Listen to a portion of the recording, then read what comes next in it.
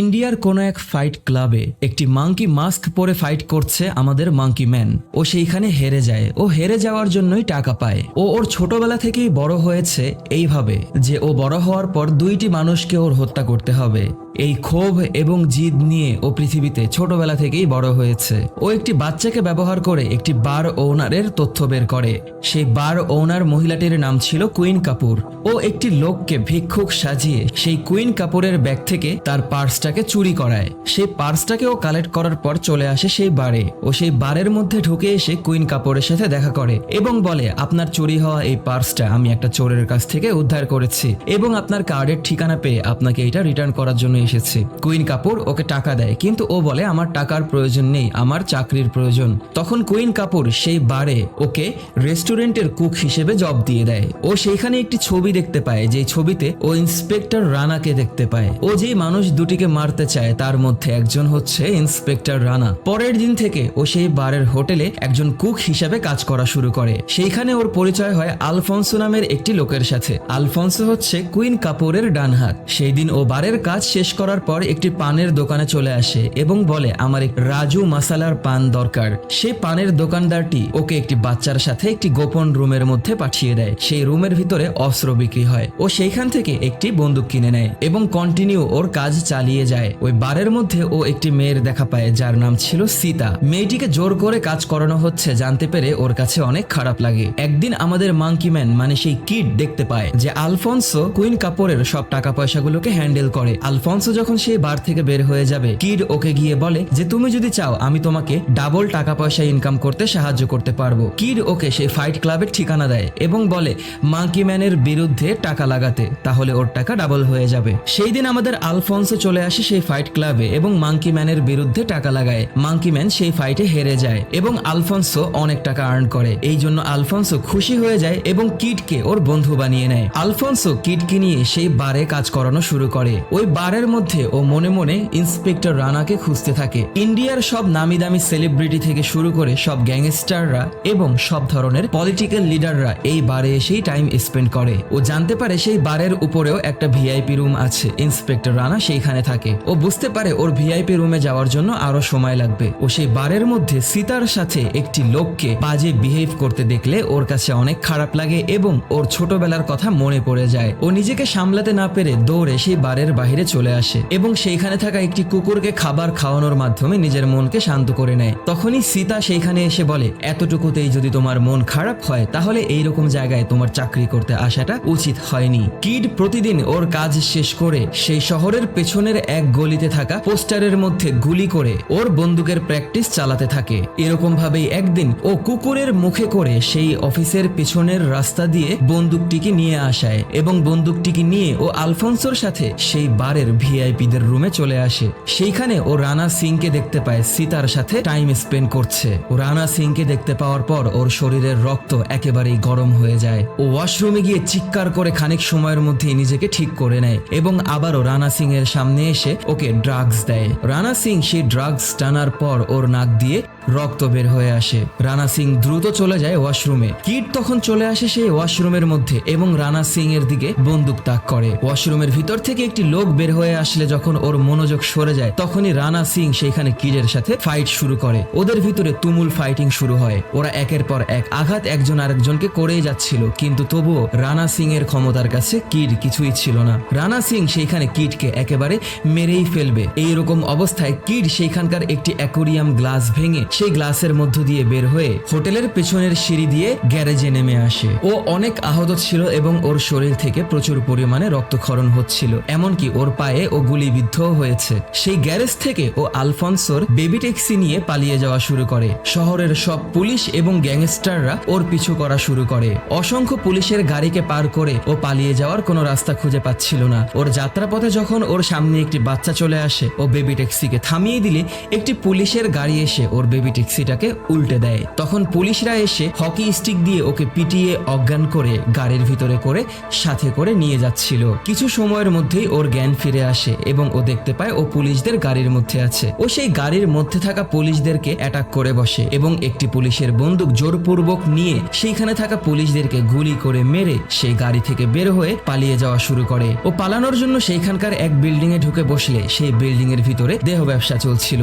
সেই বিল্ডিং এর সিকিউরিটি গার্ডরা যখন ওর সাথে ফাইটিং শুরু করে তখন ও সেই সিকিউরিটি গার্ডের কানের মধ্যে কামড় দিয়ে কানটাকে ছিঁড়ে ফেলে এবং একে একে সবাইকে মেরে সেই বিল্ডিং এর বাইরে বের হয়ে অসংখ্য বিল্ডিং বাড়িঘরের উপর দিয়ে ঝাঁপ দিয়ে পালানো শুরু করলে পুলিশদের হেলিকপ্টারও ওকে ফলো করা শুরু করে। তখন সেই হেলিকপ্টার থেকে ওকে একটি স্নাইপার শট করলে ওর বুকের ভিতর দিয়ে সেই গুলিটি ঢুকে যায় এবং ও গুলিবিদ্ধ হয়ে সেইখানে থাকা ড্রেনের পানির মধ্যে পড়ে যায়। ও হারিয়ে যায় স্বপ্নের জগতে। ওর মনে পড়ে যায় ওর ছোটবেলার কথা, ওর মনে পড়ে যায় ওর মায়ের সাথে কাটানো সময়ের কথা। হঠাৎ করেই যখন ওর জ্ঞান ফেরে ও ব্যথায় ছটফট করতে থাকে এবং দেখতে পায় কিছু থার্ড জেন্ডারের মানুষরা ওকে চারদিক থেকে ঘিরে রেখেছে এবং ওর বুকের মধ্য থেকে সেই বুলেটটাকে টেনে বের করেছে। ও আবারও অজ্ঞান হয়ে যায়। ওর জ্ঞান ফেরার পর ও বুঝতে পারে ও একটি মন্দিরের মধ্যে আছে।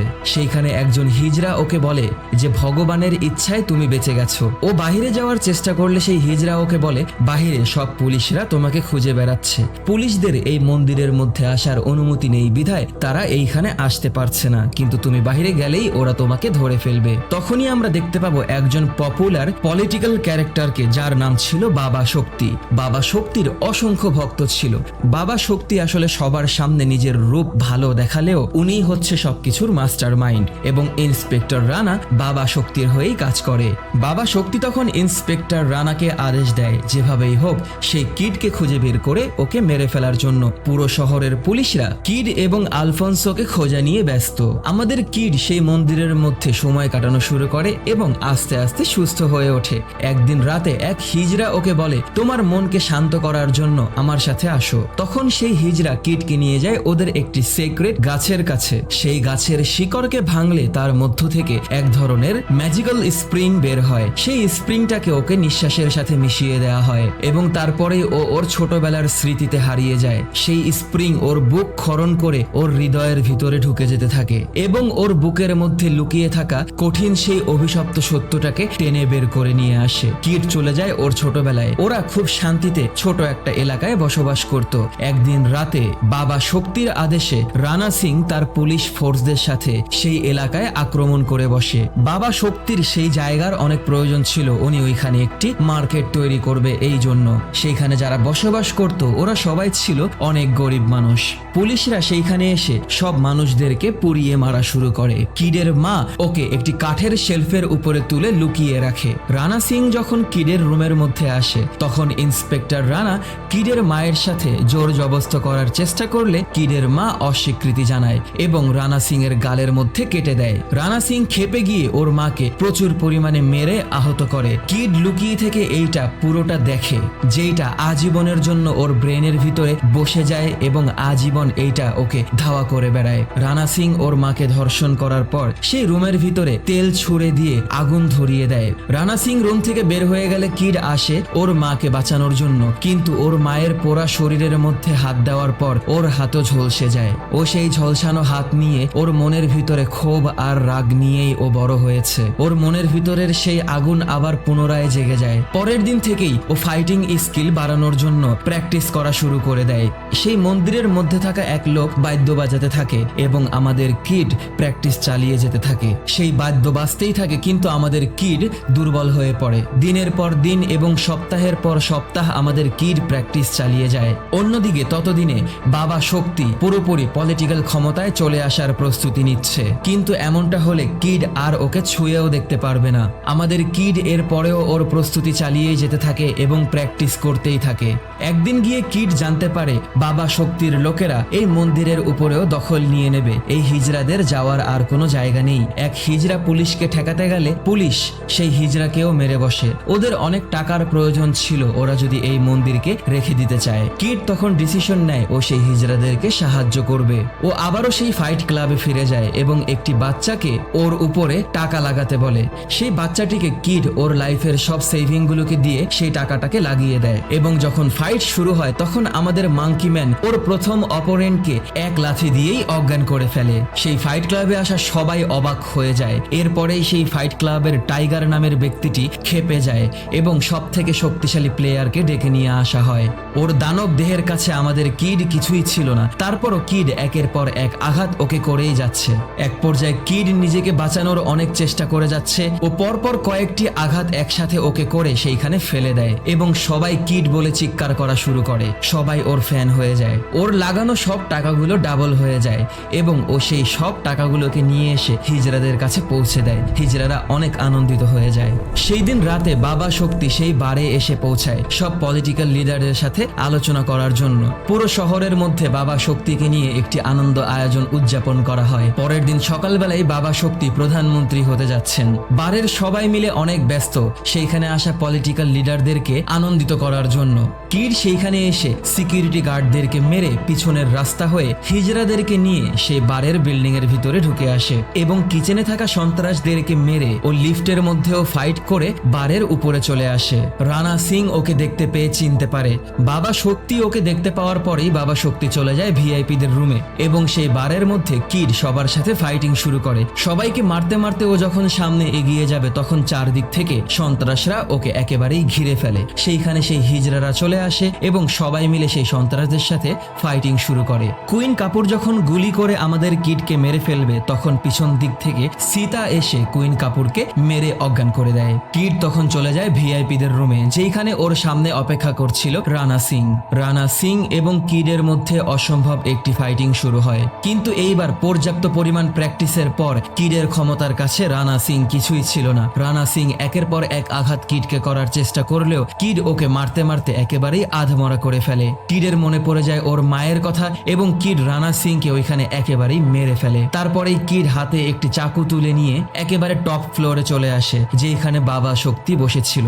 বাবা শক্তি ওর সামনে এসে বলে, এই সমাজকে তুমি একা ঠিক করতে পারবে না, আমার পিছনে অনেক বড় হাত আছে, যেখান পর্যন্ত তুমি কখনোই পৌঁছাতে পারবে না। তখন বাবা শক্তিকে নেওয়ার জন্য সেইখানে হেলিকপ্টার চলে আসে এবং কিডের মনোযোগ সরে গেলে বাবা শক্তি ওর হাতের মধ্য থেকে একটি চাকু বের করে সেইটাকে কিডের পেটের ভিতরে ঢুকিয়ে দেয়। কিড ব্যথায় ছটফট করতে থাকে এবং বাবা শক্তি যখন ওর বুকে আরো একটি চাকু ঢুকিয়ে দেবে তখনই কিড সেইটাকে ওর হাতের ভিতরে ঠেকিয়ে নেয় এবং বাবা শক্তির হাত মোচড়ে সেই চাকুটাকে ওর হাতে তুলে নিয়ে বাবা শক্তির বুকের ভিতরে মারতে মারতে ওকে পুরোপুরি মেরে ফেলে।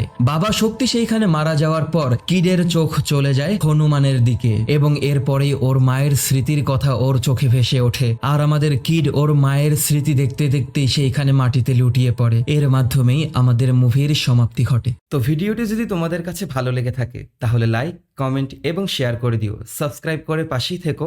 পরবর্তী ভিডিও দেখার আমন্ত্রণ জানিয়ে বিদায় নিচ্ছি আমি অনিক আলভিন। টাটা।